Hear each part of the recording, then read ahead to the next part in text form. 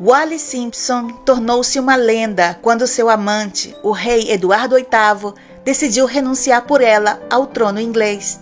A imprensa americana descreveu a sua história como o idílio do século. Mas o tempo colocaria as coisas no lugar. A história romântica do belo e encantador rei que renunciou ao trono pelo amor de uma plebeia americana divorciada 2 vezes parecia um conto de fadas. E hoje vamos falar um pouco sobre essa mulher, já que o seu papel na história do século XX e principalmente na monarquia inglesa foi absolutamente decisivo, porque com a sua chegada tudo mudou. O rei virou duque. E o duque virou rei, e sem ela, o mais provável é que a atual rainha Elizabeth II jamais teria subido ao trono inglês. Mas antes, ajude o nosso canal a crescer, dando um like e compartilhando esse vídeo. E se ainda não estiver inscrito, inscreva-se para não perder nenhuma das nossas histórias. Tanto seu pai quanto a sua mãe provinham de famílias tradicionais americanas com prestígio social, que contavam com antepassados ilustres como políticos e juízes. Os dois se amavam muito, porém não estavam casados quando a pequena Wallis nasceu no dia 19 de junho de 1896, em um hotel de um clube de golfe, na Pensilvânia, nos Estados Unidos. Naquela época, um filho nascido fora do casamento era uma autêntica ofensa social, uma vergonha, e por isso a menina nem sequer foi registrada na história oficial das famílias e nem foi batizada, por ser considerada fruto do pecado. Os seus pais se casaram meses depois do nascimento dela, em uma cerimônia simples. O seu pai, há tempos, estava doente de tuberculose. Pouco tempo depois do casamento, faleceu e deixou a sua viúva e a pequena filha numa situação econômica muito difícil. A avó paterna de Wallis, Anna Warfield, que nunca ocultou o seu desprezo à nora, aceitou que a jovem e a neta fossem viver na sua casa de 3 andares, onde ela vivia com o seu único filho solteiro, Solomon, um homem influente de boa posição que presidia uma companhia ferroviária e era diretor de várias empresas importantes. Ele sempre lembrava a mãe de Wallis que ela estava naquela casa graças à caridade dele e também não disfarçava os olhares lascivos para ela. Uma situação difícil para Alice. Ela se sentia incomodada com a atitude do seu cunhado e finalmente, mas sem se indispor com a sogra e o cunhado, decidiu se mudar daquela casa. Ele não gostou muito, mas ainda assim propôs dar uma quantia mensal para ajudar nos gastos. Esse dinheiro era insuficiente e ela começou a trabalhar de costureira para poder sobreviver junto com a sua filha. Em 1902, a sua irmã Betsy, que tinha ficado viúva há 1 ano e não tinha filhos, se sentia muito sozinha e chamou Alice e a pequena para viver com ela. Foi uma época boa para as duas, porque a tia Betsy era carinhosa, adorava a sua irmã e a sua sobrinha. Em 1908, as duas se mudaram para um apartamento grande com muitos quartos, os quais Alice decidiu alugar para estudantes, para conseguir uma renda extra, o que era uma desonra aos olhos da sociedade de Baltimore. Naquela época, aos 12 anos, Wallis sofreu bullying no colégio. As suas coleguinhas não deixavam de recordar que ela era pobre e que a sua mãe alugava os quartos da casa para sobreviver. Wallis reagia, não baixava a cabeça, xingava as meninas de todo nome. Possuía um linguajar tão vulgar que os professores ficavam de boca aberta. Não era especialmente bela, possuía um rosto anguloso, queixo proeminente, testa larga, porém tinha um bom porte e um corpo esbelto. Era decidida, segura de si, tinha raciocínio rápido e sabia cativar as pessoas, escutando e dando atenção. Os meninos a achavam interessante, divertida e, acima de tudo, ousada. Mesmo sendo pobre, ia impecavelmente vestida, com a roupa que a sua mãe fazia para ela, com um toque original e sob medida.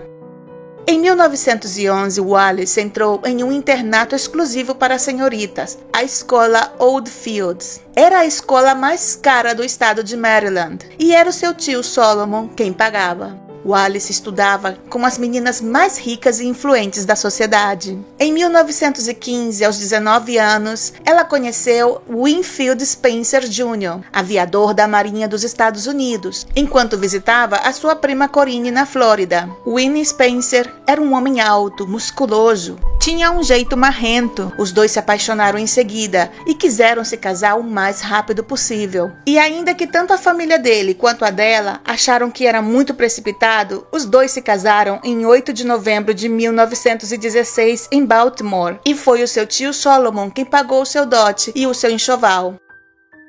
Depois da lua de mel, Wallis não demorou em descobrir que o seu marido era alcoólatra e mulherengo. Depois de os Estados Unidos terem entrado na Primeira Guerra Mundial, em 1917, Spencer foi enviado para San Diego, Califórnia, como primeiro oficial comandante. Na verdade, ele queria ser enviado para combater no exterior, porém a Marinha não permitiu, possivelmente pelo seu alcoolismo. As Forças Armadas preservavam a sua imagem no exterior, e Spencer inclusive chegou a voar completamente bêbado. Sofreu um acidente caindo no mar, mas escapou ileso. Também era violento e muito ciumento, e descontava todas as suas frustrações na sua esposa. Às vezes, quando ele saía de casa, amarrava Wallis na cama, e uma vez até a trancou no banheiro durante um dia inteiro. Por outro lado, o infiel naquela relação era ele. Os seus casos extraconjugais eram conhecidos por todos. Depois de morar na Califórnia por um tempo, os Spencers se mudaram para Washington, onde a mãe de Wallis e a sua amada tia Betsy moravam. Sentindo-se protegida pela proximidade da sua família, Wallis, cuja convivência com o marido já era insuportável, considerou seriamente o divórcio, mas a resposta da família, principalmente do seu tio Solomon, foi não. Jamais iriam permitir que ela manchasse a reputação da família com um divórcio. Então, de momento, a única saída possível para ela era a separação. E no outono de 1921, eles decidiram se separar, pelo menos por enquanto. Ela começou a desfrutar plenamente da sua vida de solteira. Tinha pouco dinheiro, somente a mísera pensão que Win lhe dera, mas finalmente estava livre das humilhações e ameaças. Aos 25 anos, era uma mulher elegante, ousada, que sabia seduzir os homens. Manteve relações com vários. Um deles foi um embaixador italiano, que transmitiu a ela toda a sua admiração por Benito Mussolini.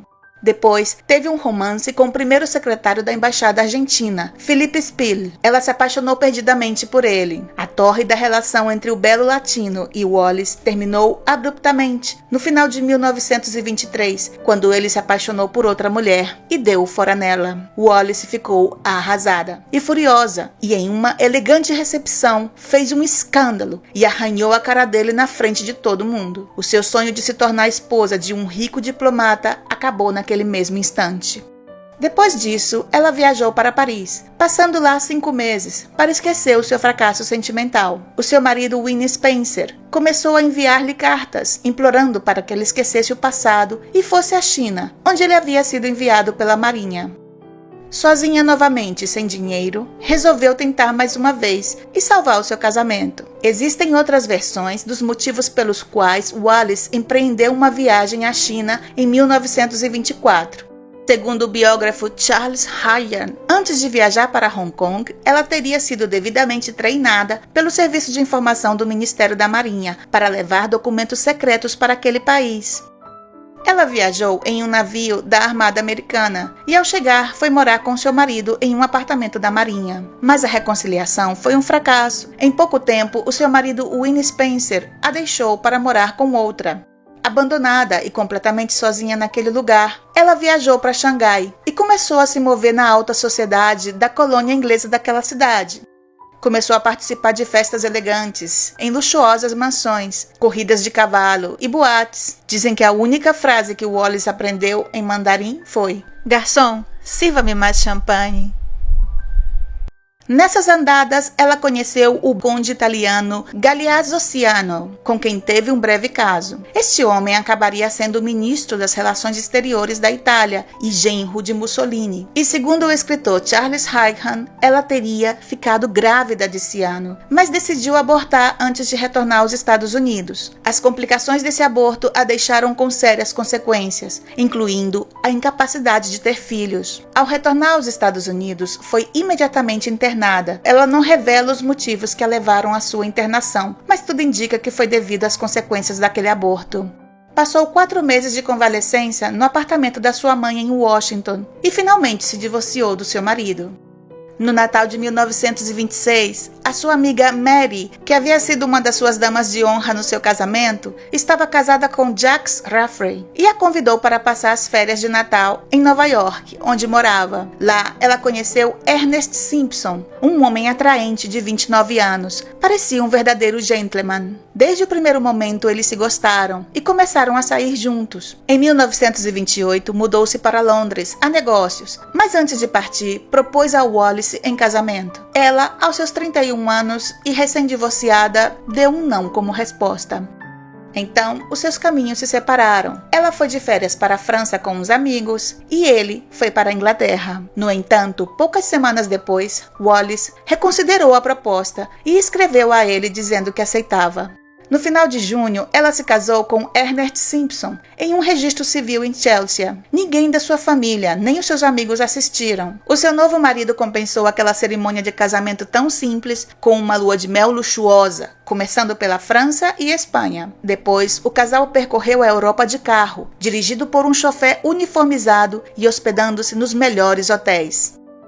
Depois da lua de mel, os Simpsons se instalaram em Londres, em um apartamento dele, perto do Hyde Park. Era um apartamento elegante, luminoso, com vários quartos e um serviço doméstico composto de 5 pessoas. Era a primeira vez em sua vida que Wallis desfrutava de uma boa situação econômica e podia se dar a luxos até então impensáveis para ela. Ela decorou seu apartamento e comprou antiguidades em Chelsea e em Kensington, sem pensar nos gastos. Aprendeu e se adaptou rapidamente à estrita etiqueta prevalecente na alta sociedade inglesa, tornando-se em uma das grandes anfitriãs de Londres. Organizava em sua casa festas elegantes e divertidas que se tornariam famosas na cidade. Diplomatas estrangeiros, políticos, empresários, principalmente noruegueses e americanos, clientes de Ernest, atores e damas da sociedade, todos se reuniam ali. Pouco a pouco, a senhora Simpson se integrou à colônia americana em Londres, que se reunia pelo menos 2 vezes por semana. Entre uma festa e outra, conheceu Thelma Furness, que naquele momento era a amante do príncipe de Gales. Thelma, uma mulher bonita e elegante, estava casada com um homem muito mais velho do que ela, o Visconde Furness, que passava seus dias na Riviera bebendo conhaque e paquerando com jovens beldades. Thelma tinha apenas 23 anos quando começou seu relacionamento com o herdeiro da coroa. Foi no verão de 1929. Desde o primeiro encontro, Wallis e Thelma, ambas ex-divorciadas americanas liberais, se deram bem e se tornaram ótimas amigas. No inverno de 1930, os Simpson foram convidados à casa de Thelma, no campo. O príncipe de Gales e o seu irmão mais novo também foram convidados. Edward ficou impressionado desde o primeiro encontro com a senhora Simpson. A partir desse momento, Wallis e Edward se reencontrariam várias vezes na companhia de amigos em comum, em festas em Londres ou fins de semana no campo. Ela foi apresentada na corte ao rei George e à rainha Mary, em junho de 1931, no Palácio de Buckingham. Após a sua apresentação, Thelma convidou alguns amigos, incluindo os Simpsons, para tomar uma taça de champanhe em sua casa. O príncipe apareceu lá de surpresa e elogiou Wallis pelo seu elegante vestido. Quando Wallis e o marido decidiram ir à casa às 3 da manhã, o príncipe de Gales ofereceu-se para lhes dar uma carona. Foi uma grande honra para eles. Poucos meses depois, o príncipe de Gales jantou pela primeira vez na casa dos Simpsons. A essa altura, Edward já não conseguia esconder a sua admiração por ela. E sempre que estava em Londres, visitava a casa dos Simpsons. Aparecia sem avisar para tomar um chá ou tomar um drink que ela mesma preparava. Para o príncipe, Wallis era uma mulher fascinante, culta, sabia falar de qualquer tema, incluindo política e assuntos sociais. Mas o que ele mais gostava nela era a sua sinceridade. Ela era muito direta com ele e falava sem medo. Um homem como ele, príncipe, raramente encontrava esse traço em outras pessoas. Quando Wallis Simpson conheceu o príncipe de Gales, ele tinha 38 anos e era o solteiro mais cobiçado da Europa. A sua relação com o pai, o rei George V, sempre foi distante e conturbada. No entanto, ele era o queridinho da sua mãe, a rainha Mary. O futuro rei nunca gostou da etiqueta e do protocolo estrito da corte. Ele os considerava antiquados, nem das tradições ultrapassadas e excessivamente rígidas que prevaleciam na família real britânica. Nos anos 20, o príncipe de Gales alcançou uma popularidade semelhante à de uma estrela de Hollywood. A maioria das jovens do seu tempo estavam apaixonadas por ele. Ele era bonito, requintado, um modelo de elegância. Se vestia de forma informal e ousada, criando um estilo próprio que seria amplamente imitado. Mas era um homem simples, divertido e moderno, que achava cada vez mais irritantes os costumes sóbrios da corte e tentava passar o máximo de tempo possível nas 2 residências oficiais que ele tinha à sua disposição.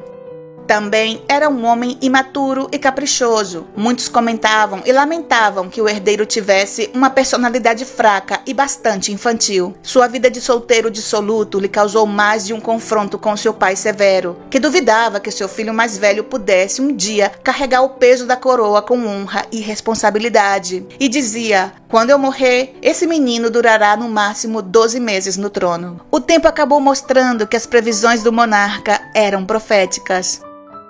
Em dezembro de 1933, Thelma, que ainda era sua favorita, decidiu viajar para os Estados Unidos. Antes de deixar a Inglaterra, ela encontrou-se com Wallace para se despedir e pediu à sua querida amiga que cuidasse do seu príncipe enquanto ela estivesse fora. Com Thelma ausente, o príncipe continuou visitando, e agora com mais frequência, a casa dos Simpsons, para tomar um drink e muitas vezes ficava para jantar com o casal. Ernest Simpson, o marido traído, assistia impassível enquanto o príncipe flertava com a sua esposa. Quando Thelma voltou de sua viagem 3 meses depois, a frieza do príncipe com ela era mais do que evidente. Edward, que a mantinha sob vigilância, sabia que a sua amante tivera um caso com o príncipe Ali Khan durante sua estada em Nova York. Aproveitou esse deslize dela para formalizar o seu caso com Wallace, por quem sentia uma atração já irresistível. A cumplicidade que existia entre Wallace e o herdeiro era muito evidente, a tal ponto que ela não hesitou em repreendê-lo em público. Durante um jantar na residência de Edward, ele pegou uma folha de alface com os dedos, e Wallace, sentado ao seu lado, deu um tapa na sua mão e disse: da próxima vez, use garfo e faca. Como se fosse uma governanta severa corrigindo uma criança. Os convidados, estarrecidos, incluindo Thelma e o submisso Sr. Simpson, descobriram naquele momento a verdadeira natureza do relacionamento deles. Thelma então percebeu que a sua amiga Wallace cuidou muito bem do príncipe na sua ausência. Depois desse jantar, ela retirou-se cedo para os seus aposentos. E na manhã seguinte saiu discretamente da residência sem se despedir e com todos os seus pertences. Ficou claro que Wallace agora ocupava o seu lugar no coração do príncipe. Naquele mês de abril de 1934, o romance do século, como a imprensa americana o chamaria, havia acabado de florescer e muito em breve abalaria os alicerces da monarquia britânica. Para todos que os viram, ficou claro que Wallace era a amante oficial do príncipe e que não era apenas mais uma conquista. A família real assistiu desesperada como Wallace se dedicava a reorganizar toda a vida de Edward, que parecia ter perdido a cabeça por essa americana liberal, casada e divorciada. O príncipe de Gales já nem disfarçava. Começou a se mostrar em público com a sua nova amante. Iam ao teatro, à ópera, ela também o acompanhava em recepções na embaixada e em cerimônias de Estado. Isso enlouquecia os monarcas. A rainha Mary estava desesperada e, junto com a sua nora, Elizabeth Bowes-Lyon, fez de tudo para que Edward largasse essa mulher. E era assim que Wallace era chamada entre os integrantes da família real, essa mulher. E às vezes colocavam um adjetivo no meio, essa horrível mulher. Mas jamais citaram seu nome. Eles nunca se rebaixariam a tal ponto.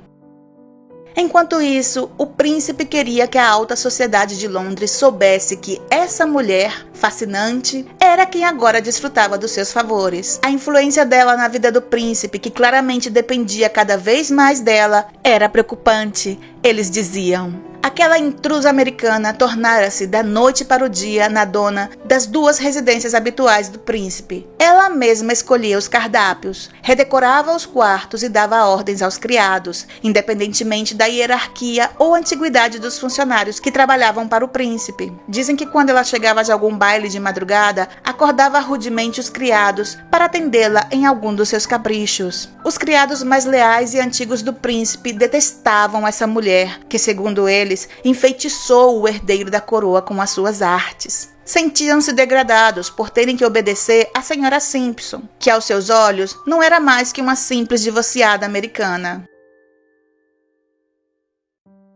No verão de 1934, Edward convidou Wallis para passar as férias juntos na Espanha e na França. Pela primeira vez, Ernest, o seu marido, recusou o convite. Foi a tia Bessie que acompanhou a sua sobrinha favorita. Em Cannes, na França, instalaram-se num luxuoso hotel e à 1 da manhã o príncipe mandou abrir a loja Cartier para que pudesse comprar à sua amada uma pulseira de diamantes e esmeraldas. Esta seria uma das primeiras valiosas joias que o príncipe daria à sua futura esposa ao longo dos seus 35 anos de vida juntos.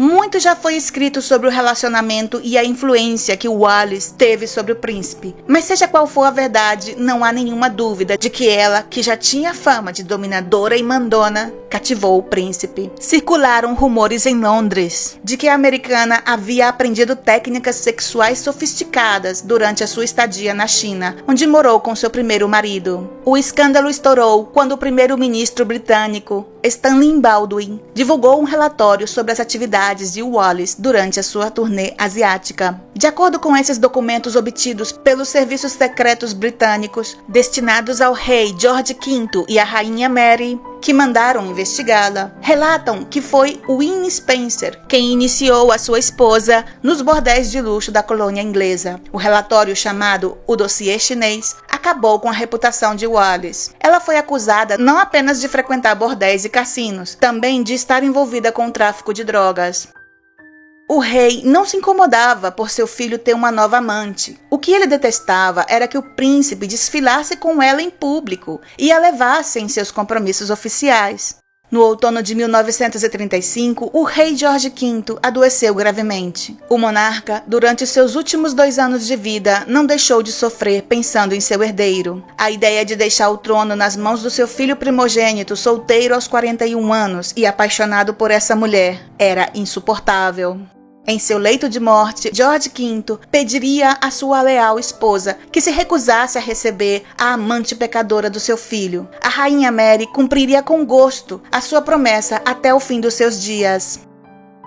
Após a morte de seu pai, o príncipe de Gales ascendeu ao trono como Eduardo VIII, o homem mais poderoso do mundo naqueles momentos, e os seus súditos o amavam. No entanto, naquele 22 de janeiro de 1936, o novo rei não conseguiu esconder a sua preocupação. Naquele momento, ele só pensava em como arranjar as coisas para poder se casar com Wallis antes da coroação, que estava prevista para maio de 1937. O ruim de tudo era que ele não sabia como fazê-lo. Ligou para ela para notificar a morte do seu pai. A ainda senhora Simpson ouviu a notícia da morte do monarca e sentiu uma profunda tristeza. Pensou que a partir de agora o relacionamento deles mudaria e ficou com medo de perdê-lo. Ela adorava aquele mundo no qual o príncipe a havia introduzido, festas elegantes em mansões magníficas, conhecer pessoas importantes, mas sempre pensou que tudo aquilo terminaria a qualquer momento. Porém, se ela sentia dúvidas sobre o amor que Edward sentia por ela, no dia seguinte, todas essas dúvidas se dissiparam. O novo rei a convidou para testemunhar o anúncio oficial da sua nomeação desde uma das varandas do Palácio de St. James. Ela ficou completamente surpresa e todos os presentes ficaram chocados. Após a proclamação, o novo rei Eduardo VIII se aproximou dela e disse: "Nada poderá mudar o que eu sinto por você."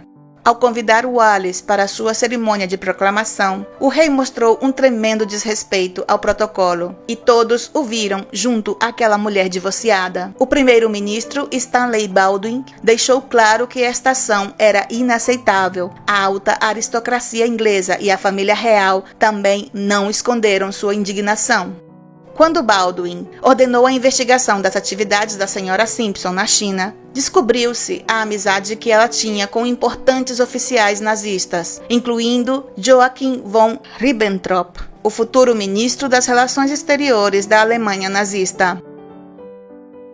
Em julho de 1936, Ernest Simpson, arruinado, depois de ter feito todas as vontades e caprichos caros da sua esposa Wallis, deixou a sua casa em Londres e disse a ela que poderia iniciar o divórcio quando quisesse. Ernest já tinha uma nova amante, Mary Rafley, aquela amiga em comum que os apresentou em sua casa em Nova York no Natal de 1926. Wallis imediatamente deu a boa notícia a Edward e ele próprio se encarregou de encontrar um bom advogado para resolver o mais rápido possível a papelada. O divórcio seria assinado em outubro de 1936. Naquele dia, Edward deu à sua amada um magnífico anel de noivado com uma esmeralda retangular de quase 20 quilates.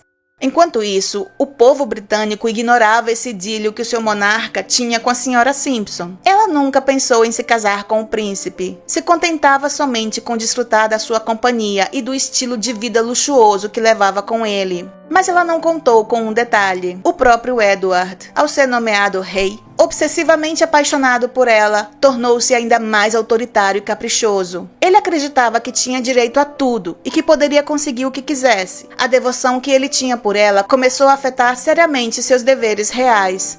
Não dava muita importância aos seus compromissos, no seu desejo de agradar a sua amante a todo momento, mesmo que por isso tivesse que deixar todos esperando por horas. Wallis, que tinha conhecido a dureza de uma vida sem dinheiro e que passou por sérias dificuldades econômicas, viveu com seu príncipe um verdadeiro conto de fadas, cruzeiros de luxo, bailes até o amanhecer, jantares à luz de velas e presentes caríssimos. O rei, que gozava de uma grande popularidade entre o povo por considerá-lo um monarca moderno e preparado, sensível às injustiças sociais, quando subiu ao trono, mostrou um caráter menos generoso. No verão de 1936, ele alugou um iate luxuoso para levar a sua amada de férias. Acabou se descuidando e foi fotografado enquanto ela tocava o seu braço. Isso foi uma prova indiscutível de que eles estavam tendo um romance, já que um rei nunca pode ser tocado em público. Para o público internacional, até então discreto e respeitoso com seu relacionamento, o rei começa a ser considerado um descarado. Há especulações na imprensa americana sobre se eles vão se casar ou não. O seu relacionamento já é conhecido no mundo inteiro, menos no Reino Unido, porque é censurado. Um acordo de cavalheiros determina que o caso entre o rei e essa mulher casada permaneça fora da imprensa britânica. Foi o primeiro-ministro que assumiu o controle da situação. No dia 20 de outubro, ele teve uma entrevista com o rei, na qual, pela primeira vez, falou abertamente sobre o seu relacionamento com a senhora Simpson. Nesta reunião, ele pediu ao rei que conduzisse o seu romance de uma forma mais discreta, como havia feito com as suas amantes anteriores. O rei disse ao primeiro-ministro que desejava se casar com ela e que, se não pudesse fazê-lo e permanecer sendo rei, estava preparado para abdicar. Ele então comunicou a sua decisão à sua mãe, a rainha Mary, que tentou sem sucesso apelar ao senso de dever do seu filho. Numa segunda entrevista com o primeiro-ministro, o monarca propôs um casamento morganático, que lhe permitiria se casar com Wallis, embora ela não pudesse ser rainha, apenas consorte, e também não seria parte da família real, e os seus filhos não estariam na linha de sucessão ao trono. Uma solução perfeita para ele, que só desejava continuar perto da sua amada enquanto mantinha o trono. Mas o primeiro-ministro não estava de acordo com essa proposta, que acabou não sendo aprovada pelo governo britânico.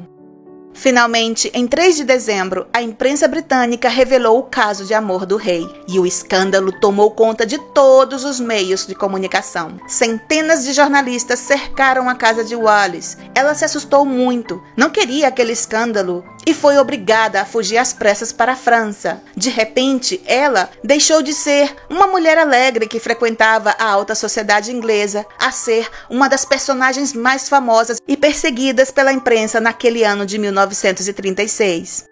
Edward, desesperado, que viu como a possibilidade de um casamento morganático havia sido descartada pelo governo e pela igreja, informou ao ministro que queria submeter a sua situação à decisão do povo britânico. Baldwin respondeu impassível que convocar o povo passando por cima do governo era inconstitucional. No dia 11 de dezembro, o rei jantou com Winston Churchill, que esteve ao seu lado até o último momento, e disse a ele que ia abdicar. Até hoje, muitos acreditam que se não fosse pela pressa, desespero e imposição do rei em querer se casar com Wallis a qualquer custo, talvez, se ele tivesse levado esse assunto com mais calma e frieza, seguramente, depois de uns anos, possivelmente conseguiria se casar com ela e manter o trono ao mesmo tempo.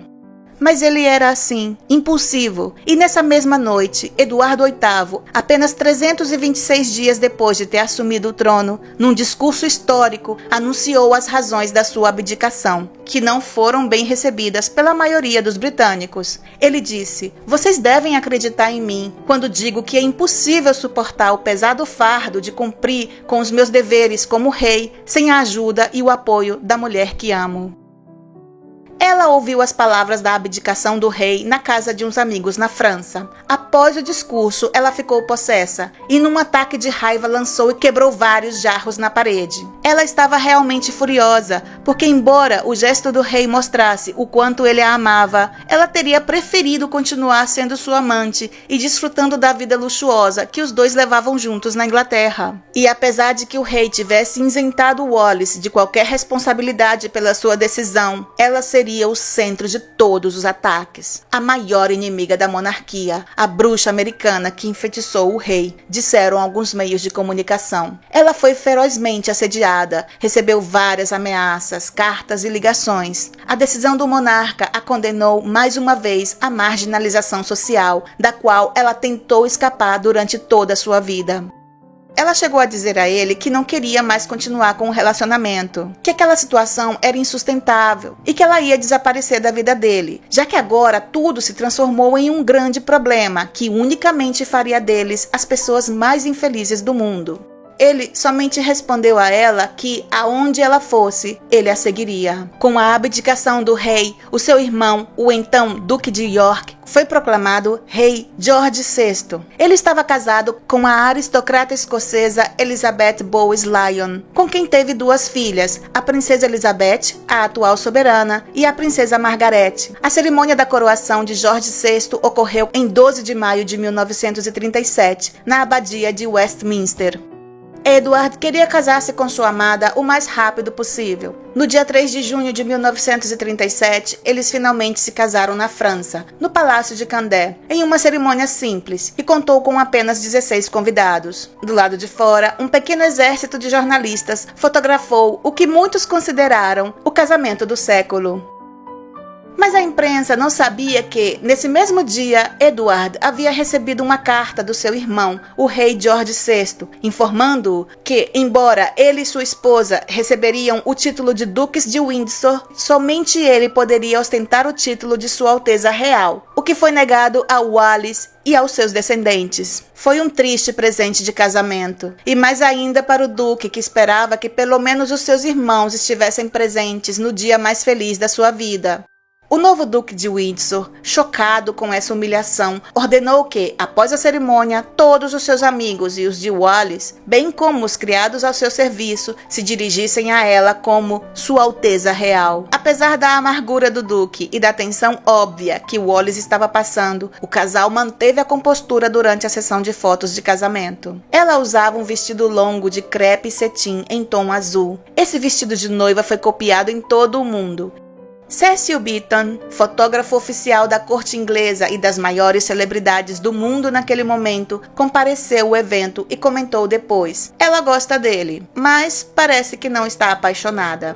Ela já havia confessado em uma carta para sua tia que Eduardo a irritava muito, porque dependia muito dela. Desde o princípio, ele aparecia na sua casa sem avisar, ligava para ela todos os dias, a qualquer hora do dia, e passava horas e horas no telefone, e escrevia constantemente cartas de amor que ela achava completamente infantis e um tanto patéticas. Ela, que sempre foi uma mulher independente e liberal, esse amor excessivo que ele lhe professava, sufocando-a constantemente as suas constantes atenções. Mas naquele dia no castelo de Condé, a nova duquesa de Windsor decidiu que ia fazer o seu marido feliz. Um homem frágil, melancólico, que havia perdido tudo, inclusive o afeto da sua família. Ela declarou em sua autobiografia que a lua de mel tinha sido muito difícil para os dois, em parte por causa das discussões que eles tinham sobre o assunto da abdicação. Muitos viram Wallis repreender o duque por ter desistido do trono. Ela também acreditava que se ele tivesse aceitado ser coroado sozinho e se tivesse sido paciente, como seus amigos lhe aconselharam, as coisas poderiam ter sido resolvidas de outra forma, e ela não seria uma mulher tão odiada e insultada. Agora, a relação do casal, forçado a viver no exílio, não seria nada fácil. Ela não apenas lamentou a perda dos seus antigos privilégios, também sentia a falta da sua intensa vida social, que levava na Inglaterra. Agora ela tinha um homem ocioso ao seu lado, que a observava o tempo todo, um homem que se sentia amargurado porque a sua família lhe deu as costas. A primeira casa do casal foi o Château de la Croix, no sul da França. Quando os duques o visitaram pela primeira vez, se apaixonaram pelaquele lugar e o alugaram por 10 anos. Ela o remodelou, gastando uma verdadeira fortuna. O duque e a duquesa criaram o seu próprio universo particular. Em 1937, eles fizeram uma imprudente visita oficial à Alemanha nazista. Durante 10 dias, os Windsor percorreram 9 cidades alemãs e conheceram os principais líderes do Terceiro Reich. O auge da viagem foi o encontro com Adolf Hitler, que os recebeu no dia 22 de outubro em seu impressionante retiro nas montanhas. A sua visita foi habilmente usada como propaganda nazi, o que prejudicou muito a imagem dos duques. A fotografia de Wallis e Edward junto ao ditador deu a volta ao mundo. Naquele triste inverno, a única notícia boa para Wallis foi a de que ela apareceu na lista das 10 mulheres mais bem vestidas do mundo. Isso a consolou muito. Ela sempre foi consciente de que não era um estándar de beleza e sempre dizia que o único que podia fazer era se vestir melhor do que as outras. Era cliente assídua das grandes casas de alta costura, incluindo Dior, Rochas, Givenchy e outras. Quando a Segunda Guerra Mundial começou em setembro de 1939, o governo britânico decidiu que já era hora do duque voltar para casa e servir o seu país. Após 2 anos de ausência, eles cruzaram o Canal da Mancha e foram recebidos por Winston Churchill. Toda a família real ignorou a sua presença e foram impedidos de ficar no Palácio de Buckingham ou em qualquer outra residência real. Os duques haviam se tornado personas não gratas para muitos, e os seus velhos amigos, a maioria deles membros ilustres da alta sociedade inglesa, viraram as costas para eles. Durante a guerra, o duque recebeu o posto de major-general e um posto de ligação com a Força Expedicionária Britânica na França. Ela se alistou no serviço de ambulância francês. Em 10 de maio de 1940, quando Hitler entrou glorioso em Paris com seus tanques, os duques abandonaram seus postos e se refugiaram em Biarritz. Alguns historiadores garantem que Hitler queria sequestrar os duques para depois ameaçar o governo britânico e finalmente devolver o título de rei a Edward, naturalmente como um rei marionete que ele pudesse manejar. O governo britânico decidiu enviá-los para bem longe, até que a guerra terminasse. O primeiro-ministro ofereceu-lhe o cargo de governador-geral das Bahamas. Quando chegaram lá, em 7 de agosto de 1940, o duque sabia que o seu cargo não era um cargo relevante. Ele entendeu que aquilo era um exílio forçado, mas decidiu se entregar com entusiasmo ao trabalho e às funções oficiais. A chegada dos duques foi um grande acontecimento na colônia, que recebeu com um grande carinho aquele homem que havia sido rei da Inglaterra. E em Nassau, pela primeira vez, se dedicou a obras de caridade, como se esperava da esposa do governador. Ela visitava escolas e hospitais, inclusive abriu uma clínica pré-natal com seus próprios recursos. Mas logo logo, aquela ilha seria um lugar tremendamente chato, monótono e sem brilho para os duques. Eles detestavam a atmosfera colonial e provincial da ilha. O calor tropical sufocante e a sensação de isolamento afetaram a saúde de Wallis. Em uma das suas viagens aos Estados Unidos, ela teve que ser operada de uma úlcera estomacal. Em 15 de março de 1945, alguns meses antes do término do seu mandato, o Duque de Windsor renunciou ao cargo de governador das Bahamas. E, embora continuasse escrevendo cartas a Londres exigindo um cargo oficial à sua altura, como o de embaixador britânico em Washington, este foi negado. E o cargo de governador das Bahamas foi o último emprego que o governo inglês lhe ofereceria. Após 6 anos de ausência, os Windsor embarcaram com a sua equipe de confiança e a sua volumosa bagagem para a Europa. Tornaram-se a imagem do glamour. Nos anos 50, o Duque e a Duquesa de Windsor passaram a fazer parte do incipiente jet set internacional. Eram imensamente ricos, viviam luxuosamente, mas não pareciam felizes. Sua vida, sempre ociosa, dividia-se entre Paris, o interior da França, Londres e Nova York. Com os anos, o caráter dela foi mudando e tornou-se afiado, caprichoso e inflexível, ao lado de um homem que não tinha mais segredos para ela. Enquanto isso, seu marido tentava combater suas frequentes depressões, dando-lhe fabulosas e originais joias. Em 6 de fevereiro de 1952, o rei Jorge VI faleceu. Ele havia reinado durante 15 anos e a sua filha Elizabeth, a atual soberana, o sucederia no trono. O duque ouviu a notícia em Nova York e embarcou no Queen Mary para assistir ao funeral. Quando Elizabeth II foi coroada em 2 de junho de 1953, Edward não compareceu à cerimônia, embora sentisse um grande carinho pela sua sobrinha. Ele sabia que a família real, especialmente a então rainha-mãe, viúva de Jorge VI, que sempre desprezou a cunhada, não teria aceitado a presença de Wallis e, firme em suas convicções, recusou o convite. E quando a sua mãe, Mary de Teck, morreu em 24 de março de 1953, Edward, muito triste, compareceu ao funeral, porém sem Wallis. Nos anos 60, cada vez mais excêntricos e ostentosos, possuíam 30 criados. A saúde do duque se deteriorou lentamente e em 1964, aos 70 anos, ele sofreu um deslocamento de retina e teve que passar por uma cirurgia em Londres. Na clínica, ele recebeu a visita da rainha Elizabeth II. Ela e Wallis não se viam desde 1936, quando Elizabeth era apenas uma menina.